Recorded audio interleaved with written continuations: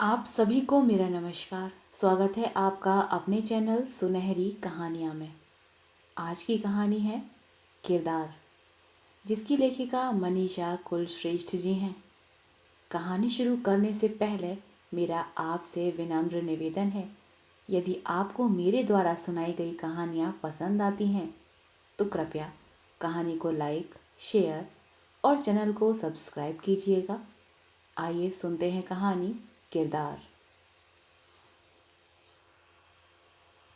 अविनाश, पहुंचते ही फ़ोन कर देना, वरना तुम्हारी माँ को चिंता हो जाएगी। जी मामा जी। और बस चल पड़ी थी। अविनाश, तू यह मत समझ कि तुझे शादी के लिए भेजा जा रहा है। वहाँ मेरे दोस्त ब्रिगेडियर सिन्हा का घर और बाग है। वहाँ तू बस उनके परिवार के साथ छुट्टियाँ बिताने जा रहा है। वह जानता है यह जाल शादी के लिए ही बिछाया जा रहा है। बस चलते ही अच्छा मौसम होने के बावजूद अविनाश के मन की कड़वी स्मृतियां धुआं देने लगीं। 7 साल हो गए। मन के छाले हैं कि सूखते ही नहीं, बल्कि बार बार फूट कर उसे आहत करते हैं। हर स्त्री अब एक छलावा लगती है। आखिर उसका क्या गुनाह था? यही कि उसने तयशुदा शादी की थी। माँ तो बस घर बार और उनकी शानदार मेहमान नवाजी पर रीझ गई। लड़की की सुंदरता, मौन और सादगी माँ को अटपटी नहीं लगी। देखने दिखाने की रस्म के बाद सबके कहने पर एकांत में उसने बस संक्षिप्त में बात की और फौजी जीवन की दुश्वारियों पर बात चलाते ही वह अचानक उठकर चली गई। तब उसे लगा कि शर्मा रही होगी। उसने सोच लिया था कि अब तो शादी हो ही रही है, जिंदगी भर बातें कर लेंगे। माँ की पसंद, माँ का इकलौता, यही तो सुख होगा उनके जीवन में। शादी के तामझाम के बाद जब अपनी जीवन संगनी से मिलने की, वो इत्मीनान की, एक दूसरे को जानने की रात आई, तो शादी के शानदार पलंग पर फूलों की सजावट के बीच उसे काली नाइटी में वह पैर सिकोड़े सोई मिली। जगाने पर बहुत ठंडी आवाज़ में उसने कहा था, यह शादी नहीं है, यह शादी नहीं है अविनाश, समझौता है, सो जाओ। किस तरह का समझौता? मना कर देना था तुम्हें। किया था बहुत, कोई माना नहीं। अब अब क्या? कुछ भी नहीं। मैं नहीं रहूंगी यहाँ। जब वह अगले दिन मायके गई तो उसकी जगह लौटकर विवाह को शून्य साबित करने के लिए उसके वकील का नोटिस आया, जिसमें आरोप था कि वह नपुंसक है और विवाह के योग्य नहीं। वह जड़ होकर रह गया। माँ और मामा जी ने उसके घर वालों से कहा सुनी की।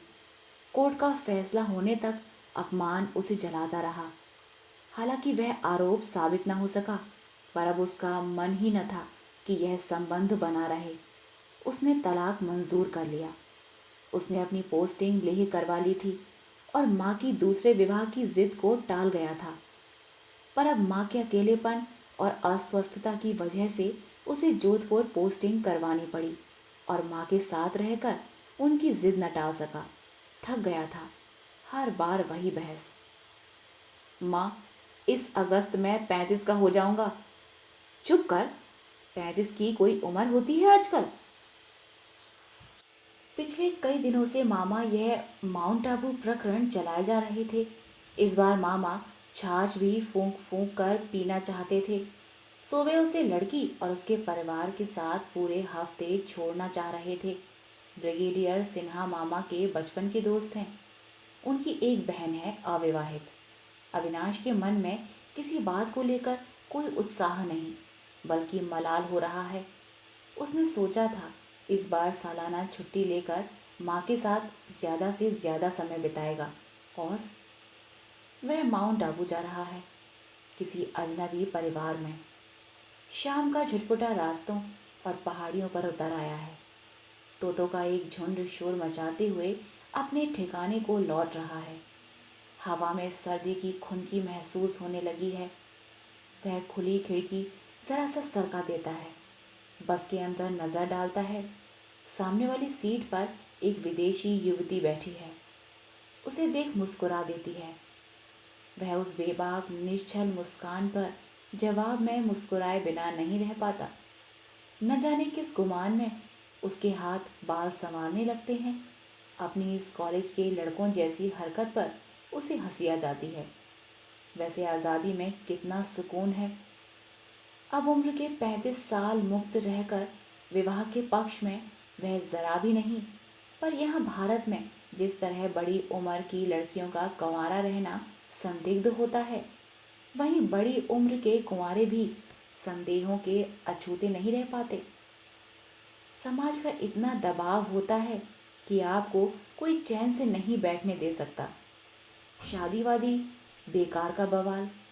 उसकी नज़र फिर उधर चली गई। वह भी इधर ही देख रही थी। दोनों ने फिर मुस्कान बांटी। लड़की आकर्षक है। उसने माँ की ज़बरदस्ती रखी हुई जैकेट निकाल कर पहन ली। लड़की ने फिर उसे देखा। इस बार उसकी आंखों में आमंत्रण था। वह मुस्कुराया नहीं इस बार। एक गहरी नज़र डाल खिड़की से बाहर फैलते अंधेरे में दृष्टि डालने लगा। पहाड़ों पेड़ों की सब्ज आकृतियां धीरे धीरे स्याही में बदल रही थीं। उसके मन पर अन्यमनस्कता घिर आई। कहाँ जा रहा है वह और क्यों? बेवजह? क्या समझौते की तरह दो लोगों के बंधने से जरूरी काम और कुछ नहीं? बेकार है यह विवाह नामक संस्था। मामा क्यों कहते हैं कि शारीरिक ज़रूरतें तो होती ही हैं, एक साथी की मानसिक ज़रूरत भी तो होती है। शारीरिक ज़रूरतों का क्या है? उस जैसे आकर्षक पुरुष के लिए लड़कियों की कमी है क्या?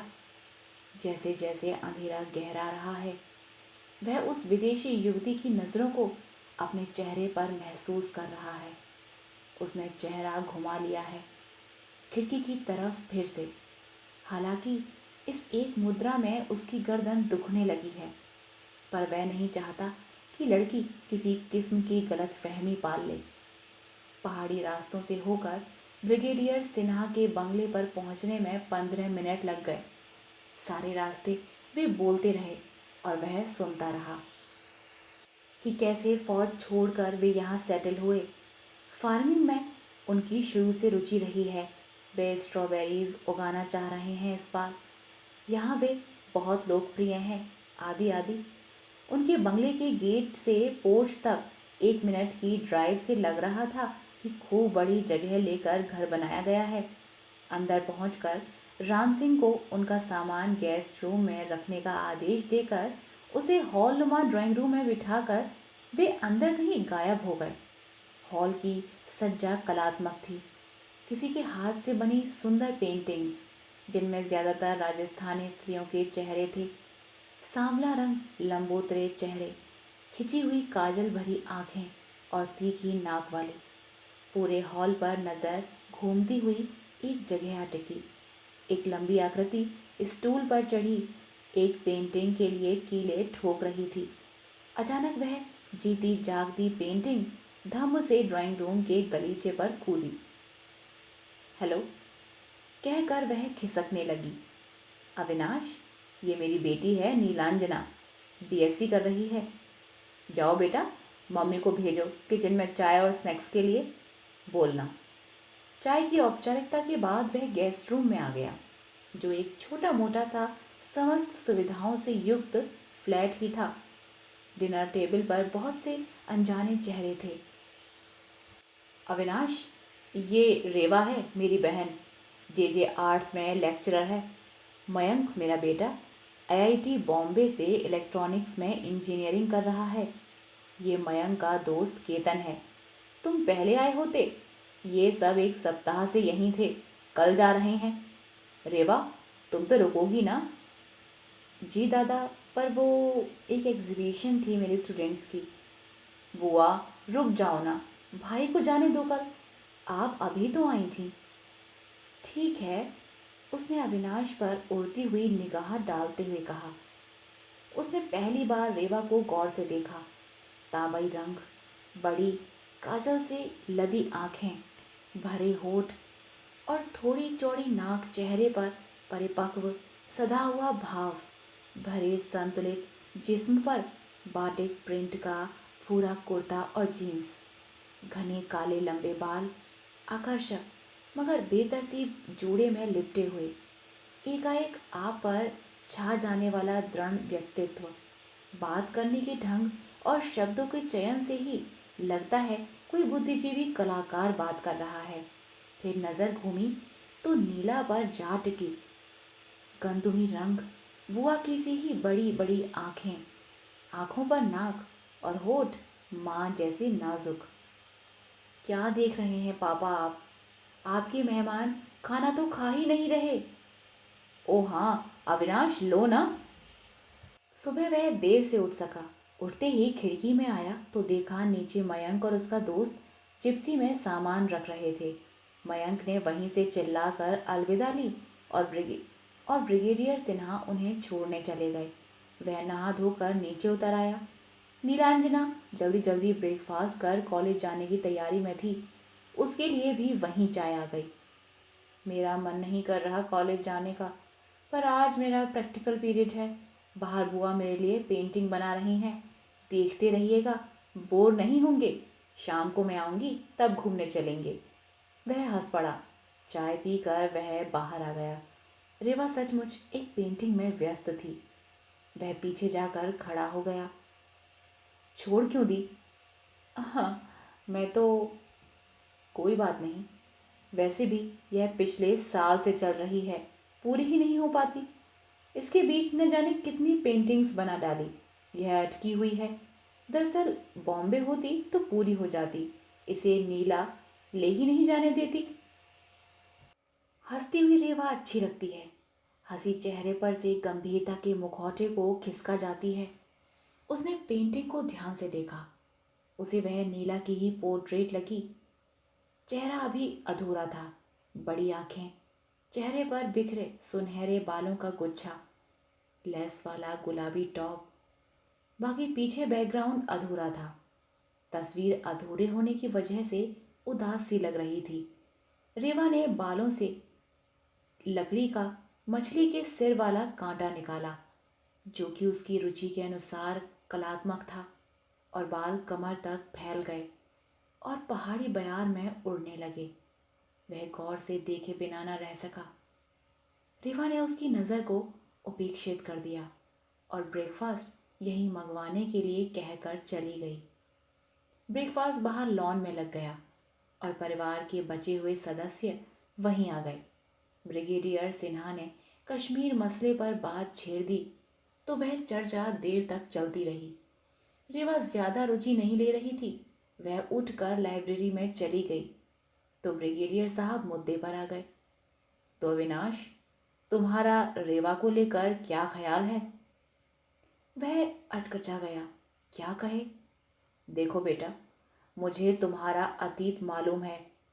रेवा को भी मैंने बताया है।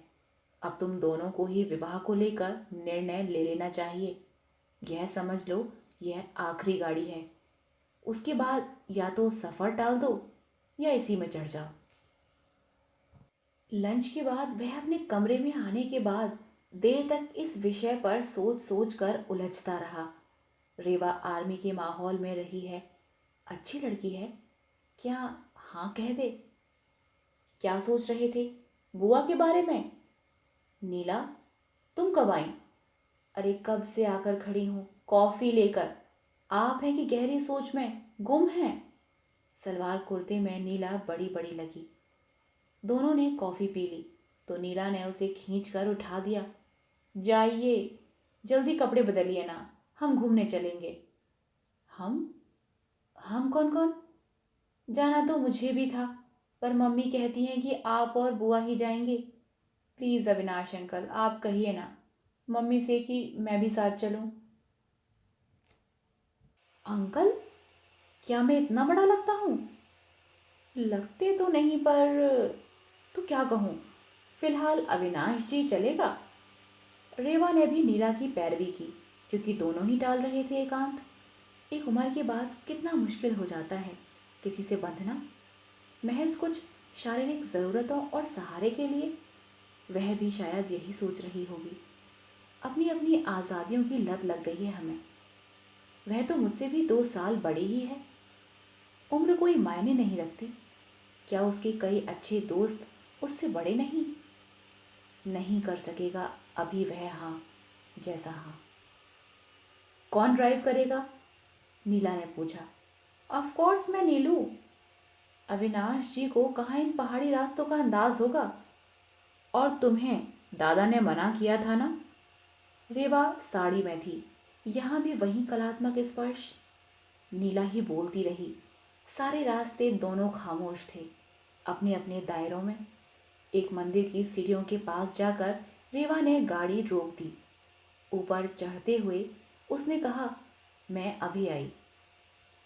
क्या तुम्हारी बुआ जी बड़ी धार्मिक हैं? ज्यादा तो नहीं। अभी तो वह इस पुराने मंदिर में अपने एक स्केच के लिए फोटो लेने गई हैं। आपने क्या सोचा कि वे मन्नत मांगने गई हैं कि हे भगवान इस हैंडसम फौजी से अब मेरी मंगनी ही हो जाए? गलतफहमी में मत रहिएगा। मेरी बुआ ही सबको रिजेक्ट करती रही हैं। वो तो मिस बॉम्बे भी रह चुकी हैं अपने ज़माने में। अच्छा, बुरा तो नहीं लगा ना? नहीं नीला, बच्चों की बात का बुरा मानते हैं क्या? अविनाश जी, मैं बच्ची नहीं हूँ। एक बार अंकल क्या कह दिया आपने बच्चों में शुमार कर लिया। अच्छा मिस नीलांजना, तो आप क्या कह रही थी? बुआ आ गई, कहकर उसने मेरा हाथ दबा दिया। रिवा को बोटिंग में जरा भी दिलचस्पी नहीं थी, सो वे शॉल लेकर किनारे रखी एक बेंच पर बैठ गई। मैं न चाहकर भी नीला के साथ बोटिंग पर चला गया। अविनाश जी, सनसेट के वक्त सबकी आंखों का रंग बदल जाता है। देखो, आपकी और मेरी। नीलांजना की आंखों में समुद्र उफान पर था। उसके खुले सीधे सीधे भूरे बाल सोने के तार लग रहे थे। हवा में उड़ता उसका लेस वाला कॉलर। अविनाश जी, क्या देख रहे थे? यही कि तुम बहुत सुंदर हो। हूँ तो, पर उससे क्या फर्क पड़ता है? प्रकृति में हर चीज सुंदर है। मुझे तो हर चीज सुंदर लगती है। हाँ, तुम्हारी उम्र में मुझे भी सब कुछ सुंदर लगता था। अब अब नजरिया बदल गया है। वास्तविकताएं अलग होती हैं। सबका सोचने का ढंग है अपना अपना। क्या ये झील वास्तविक नहीं? वो तांबई जैसा ना जल पांखियों का झुंड रियल नहीं है? नीला। अविनाश जी, पापा से सुना था कि आप कविताएं लिखते थे, फिर छोड़ क्यों दी? तुम्हें रुचि है? हाँ बहुत। पर आपने क्यों छोड़ा? वही रियलिटीज, नीला ने दोहराया और दोनों हंस पड़े। नीला, तुम्हें क्या तुम्हें क्या मालूम जिंदगी कितनी बड़ी ग्रीम रियलिटी है, जिसे तुम्हें बताकर डराना नहीं चाहता। ईश्वर करे तुम्हें जिंदगी उन्हीं सुंदर सत्यों के रूप में मिले, डरावने मुखौटे पहनकर नहीं। अविनाश ने दुआ की। अविनाश जी, चलिए किनारा आ गया। आप क्या सोचते रहते हैं? कैसी रही बोटिंग? रेवा चलकर पास आ गई थी। मजेदार। रेवा एक चांदी के जेवरों की दुकान में चली गई तो वह और नीला बाहर की ओर बैठ गए। तुम्हें जेवरों में रुचि नहीं? बुआ जैसी ज्वेलरी में नहीं। कहाँ कहाँ से आदिवासियों की डिजाइन कॉपी करवा के सिल्वर का ऑक्सीडाइज्ड करवा कर पहनती हैं। मेरा बस चले तो कानों में बबूल के गोल फूल पहनूं, बालों में रंग बिरंगे पंख लगा लूं वन कन्या की तरह। और दोनों हंस पड़े। हमारे घर में किसी को हंसने का शौक ही नहीं है। नीलू। जी बुआ। देखिए, एमेथिस्ट जड़ा कड़ा तुझे पसंद है? तेरे लिए पर्पल सूट के साथ मैच करेगा। अच्छा है बुआ। अविनाश जी, यह है आपके लिए। मेरे लिए क्या? देख लीजिए। एक्वामेराइन स्टोन के बहुत सुंदर कफलिंग्स थे। पहली बार रेवा ने अपनी आंखों में आत्मीयता भर मुस्कुरा कर उसे देखा था। यानी फिर भी अभी भी वह वक्त लेगा हाँ करने से पहले। ऐसे ही न जाने 3 दिन कब बीत गए। वो और नीला बहुत आत्मीय हो गए थे, दो दोस्तों की तरह। एक दिन देर शाम, मैं बुआ की जगह होती तो बहुत पहले आपसे शादी के लिए हाँ कह देती। मैं किसकी जगह होता फिर? फिर एक हंसी। आपके बारे में कुछ सुना था। सच ही सुना होगा। कैसी होगी वह लड़की जिसने आपको बिना जाने? छोड़ो ना नीला, शायद उसकी ही कोई विवशता हो। क्या वे किसी और से प्यार करती थी? शायद। ऐसा क्यों होता है अविनाश जी? शादी जबरदस्ती का सौदा नहीं होना चाहिए ना। ऐसे तो अधूरे रिश्तों की कतार लग जाएगी। आपसे वह प्यार नहीं करती थी और शादी हुई। आप किसी को प्यार करें और शादी किसी से हो जाए, फिर उसकी जिससे शादी हो वह, ऐसे जाने कितने प्यार की अधूरी तस्वीरें ही रह जाती होंगी ना। तुम अभी छोटी हो नीला, जिंदगी के सच समझने के लिए। अच्छा, आप बुआ से शादी करेंगे? पता नहीं नीला, दरअसल मैं यह सब सोचकर ही नहीं आया हूँ, बस मामा की बात रखने के लिए चला आया। आप बहुत भावुक हैं और बुआ बहुत प्रैक्टिकल। मैं भावुक हूँ कैसे जाना? जिन्हें आप एडमायर करते हैं उन्हें आप जान भी लेते हैं।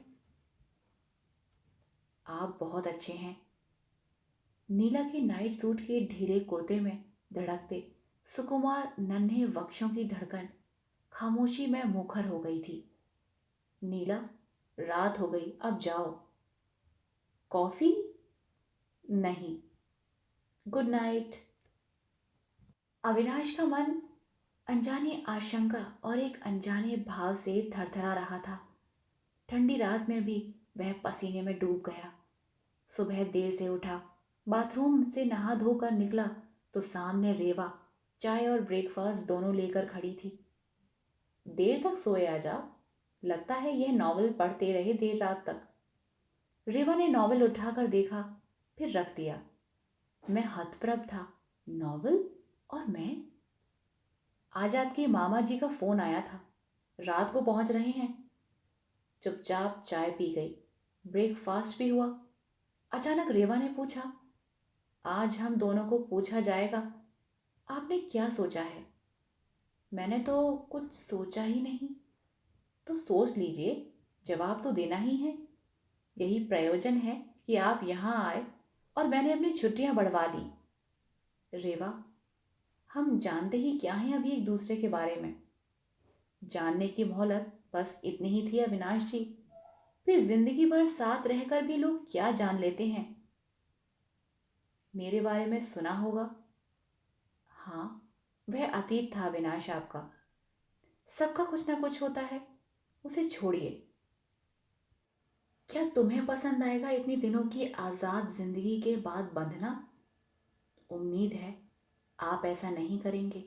मैं भी व्यक्तिगत स्वतंत्रता में विश्वास करती हूँ। तुम्हारी जॉब? जॉब तो मैं नहीं छोड़ सकती अविनाश। लंबी छुट्टियाँ means without pay leaves afford कर सकती हूँ। फिर देखते हैं। तो रिवा, तुमने फैसला ले लिया है? हाँ विनाश, थक गई हूँ मैं लोगों की सहानुभूति और सवालों से। थक तो मैं भी गया था रेवा, पर क्या यह समझौता नहीं? शायद हम एक दूसरे को पसंद करने लगे। मुस्कुराकर रेवा प्लेट्स उठाने लगती है। तो शाम को डिनर टेबल पर आने तक अपना फैसला कर लेना, हाँ हो या ना। मुझे कोई प्रॉब्लम नहीं। रेवा के जाते ही उसने नॉवल उठाया। सेवेंथ हेवन एक रोमांटिक नॉवल था। उसके अंदर एक हाथ का लिखा पुर्जा। जब से आप आए हैं मुझे अपना होना और अच्छा लगने लगा है। आप बहुत बड़े हैं। यह खत पढ़कर जाने क्या प्रतिक्रिया करें। अगर मैंने न लिखा तो मैं घुटन से मर जाऊंगी। आप पहले पुरुष हैं और मैं खुद हैरान हूँ कि क्यों खिंची जा रही हूँ मैं आपकी ओर। कल रात न जाने क्यों लगा कि सौंप दूं अपने हाथों की नमी और स्पंदन आपको, लेकिन उसे लगा कि वह चक्रवात में घिर गया है। यह पुर्जा रेवा के हाथ में लग जाता तो वह क्या सोचती। वह घबरा कर तैयार होकर बाहर निकल आया। राम सिंह ने पूछा भी गाड़ी के लिए, पर वह मना करके पैदल 3-4 किलोमीटर चला गया। पहाड़ी ढलवा रास्ते और पहाड़ी वनस्पति, बड़े पेड़ और उन पर उछल कूद मचाते बंदर। वह एक चट्टान पर सुस्ताने लगा और आंखें मूंदते ही नीला का चेहरा सामने आ गया। मासूम आंखें, सीधे रेशमी बालों में खुल खुल जाती लाल साटिन की रिबन की गिरह, तिर्यक मुस्कान।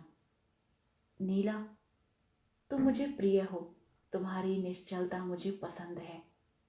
तुम वह अनगढ़ कोमल स्फटिक शिला हो जिसे मैं मनचाहा गढ़ सकता था। तुम्हारा समर्पण बहुत कीमती और नाजुक है, और नियति बहुत क्रूर है नीला। जिस संभावना को हम सोचते डरते हैं वह संभव तो हो ही नहीं सकती ना। मैं कल ही यहाँ से चला जाऊंगा। आज रात डिनर पर मामा जी से क्या कहूँगा, मना कर दूंगा।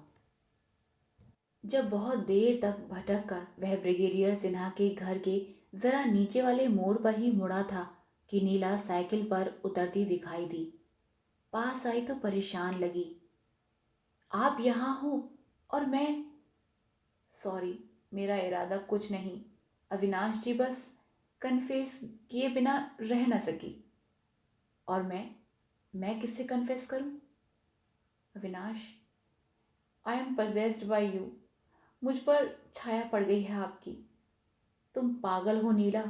मैं जा रहा हूँ यहाँ से, यही उचित होगा।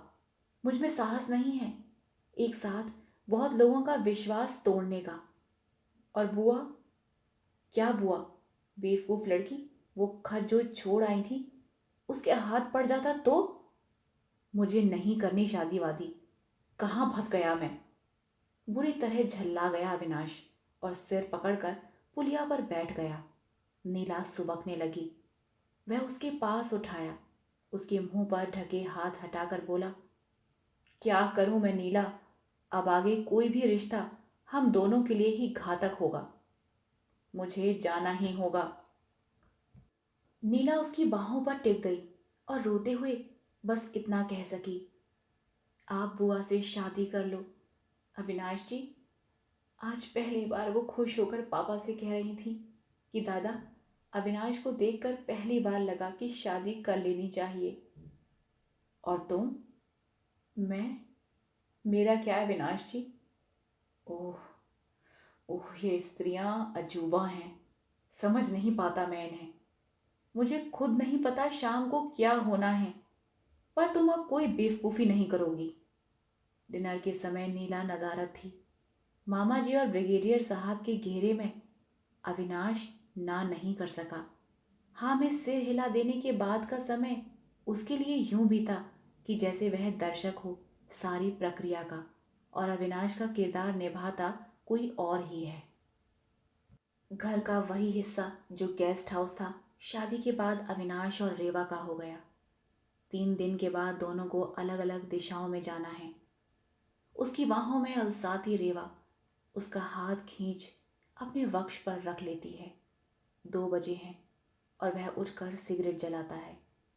खिड़की में उठकर आता है। सामने नीला के कमरे की लाइट जली है और रेवा की बनाई अधूरी तस्वीर सामने वाली दीवार पर लगी है। आप सुन रहे थे कहानी किरदार। आशा करती हूँ आपको यह कहानी पसंद आई हो।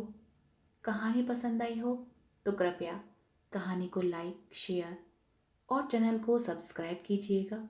मिलते हैं एक नई कहानी के साथ। तब तक के लिए धन्यवाद।